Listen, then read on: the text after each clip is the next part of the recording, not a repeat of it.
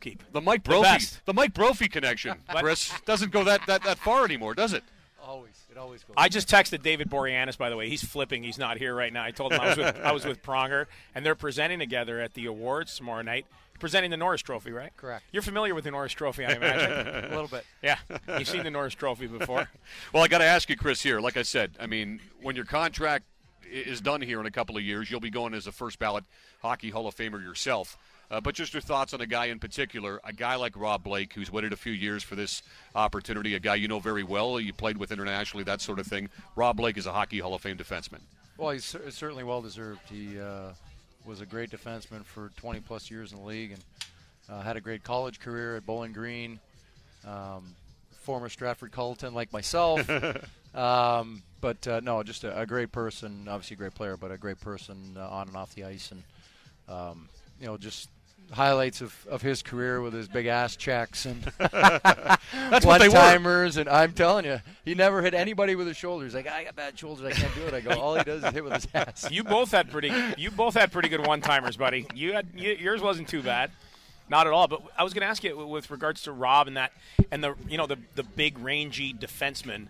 You look now at Chara, who's obviously he's a freak of nature and an anomaly in the game. And there's a lot of the smaller, quicker skating guys. I won't say that it's the trend, but you don't see because you and Rob were both such like offensive juggernauts as well. Do you think the game, as far as the speed of the game from when you came into the league to now, when you stopped playing, what's the percentage of increase in the speed in your mind? Well, I just know in the last 5 years, it's probably doubled. Just in the last 5 years, and from the time I came in 93 to now, I mean, I don't know if I can put a percentage on it. I mean, it's crazy how the game has evolved. Obviously, the players have had to evolve and training and skill work. I mean, every kid now, I got a 12-year-old. He's doing skating lessons, stick handling lessons. Everybody, they got a coach for everything. And all I did was go outside and shoot pucks. Yeah, and they're doing trick shots and all that kind of stuff. They're doing all right? this crazy stick handling stuff. So it's leaps and bounds, obviously, in the last 5 to 10 years. But the speed is drastically increased, obviously, with the rules implementation, the new rules, and the hitting is there, but obviously a crackdown on hits to the head and blindside hits and all that type of stuff. So it's freed it up to make it even faster. Chris, got to ask you, big news today out of Philadelphia and the fact that Scott Hartnell was traded from the Flyers to Columbus. R.J. Umberger goes back to Philadelphia, a fourth-round pick as well. Just your thoughts on Hartnell leaving Philadelphia. I mean, he was a prototypical type Philadelphia Flyer who was always kind of in your face, could score you 25, 30, 35 goals as well. Just your thoughts on that deal today. Well, I obviously haven't had a chance to talk to Scott, but I know he loved his time in Philadelphia and was a great Flyer. I mean, you look at his production and what he meant to the team, both in a physical sense and an offensive production sense. He kind of did a lot of the grunt work that gets unnoticed and an agitator, an in-your-face type guy, and I'm sure he'll be missed, but obviously they're looking at R.J. Umberger as bringing in a piece of that. He's not a dissimilar player in a way, right? Umberger, he gets under your skin, same kind of thing. He's got some skill that maybe he doesn't get as much credit for. I know he's had a rough time the last year or two there, but a former Philadelphia Flyer. Probably doesn't play as in your face and as physical a game as Scott would, but similar production-wise, goal-scoring-wise, so they're probably looking at that and the contract and all the rest of that stuff. Just talking to Claude Giroux a little bit earlier as well, it's remarkable when you think back to where he was last summer with a golfing accident, not invited to the Olympic orientation camp and that sort of thing, getting off to a slow start like he and the Flyers did, and all of a sudden, a month or two in, the coaching change and that sort of thing, and all of a sudden, Giroux takes off, the Flyers take off as well and pick themselves up by the collective bootstraps. What about Claude Giroux as a younger guy when he came in? As the guy, of course, that Bob Clark is always going to be remembered for forgetting his name in Vancouver at the draft, at the podium there, to the guy that he is today as the captain of the Philadelphia Flyers. Well, obviously he was pretty young when I first got to Philly, and you could see the skill and the talent level and the drive that he had, and came to the rink every day trying to get better and working hard. Playing in behind, Mike Richards and Jeff Carter, playing as like a third-line center, and probably served him well. You didn't have to go against a top defenseman yet. Kind of we'll say was hidden a little bit, and I think that's why the next year when those two guys got traded and he kind of burst onto the scene, it was, who is this guy?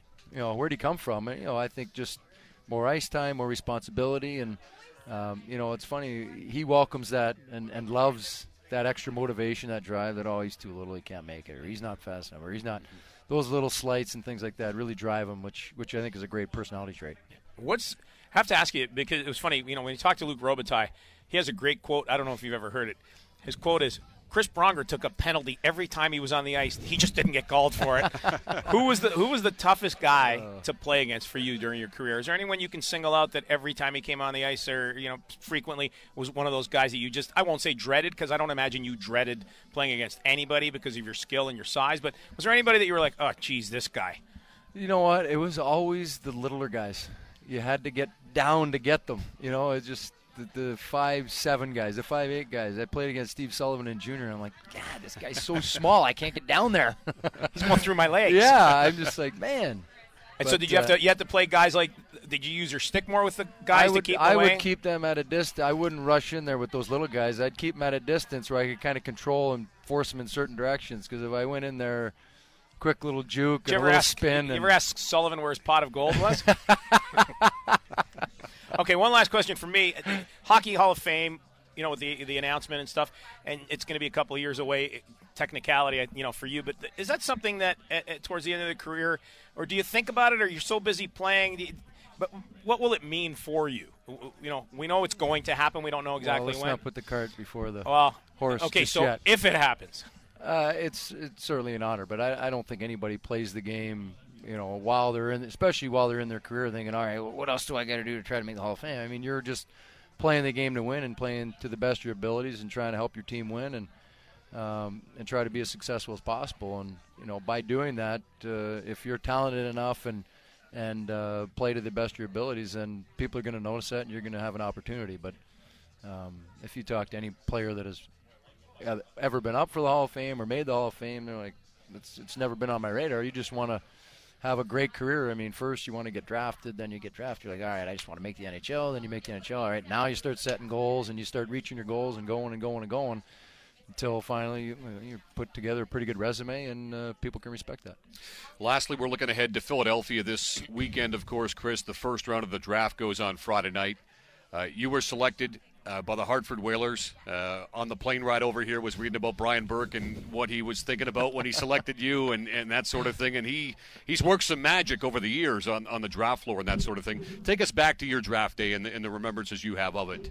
That was great. It was in Quebec City, so enough said. The drinking age was about 12. But, they actually pick you up at the airport if you're 9 and drive you to a bar. Yeah, no, it was great. It was I think for other players, I talked to Todd Marchand about it, and I think he got picked in like the 6th round. He's like, yeah, it was great for you. You were the second guy picked. They had to go to the hotel to get Marchand. Hey, Brad, you just got picked. Come back. I sat up in the stands and waited and waited and waited. I mean, for every player is going to be a little bit different, but knowing you're going to be a high pick, and it's obviously an exciting time, and I knew there was a lot of banter and bargaining going around amongst the teams trying to move up, and I knew San Jose didn't like me at 2. They already had Kozlov kind of in their brain, and they knew they could get down to 6 or 7 to get him, and something was going to happen. So it was there was a lot of wheeling and dealing, and saw Berkey on the floor talking to my agent, and he goes, will he come? I'm like, yeah, I'll go. I mean, it's NHL. I'd love to go. And, and then he made the deal and strutted up to the stage and did his thing.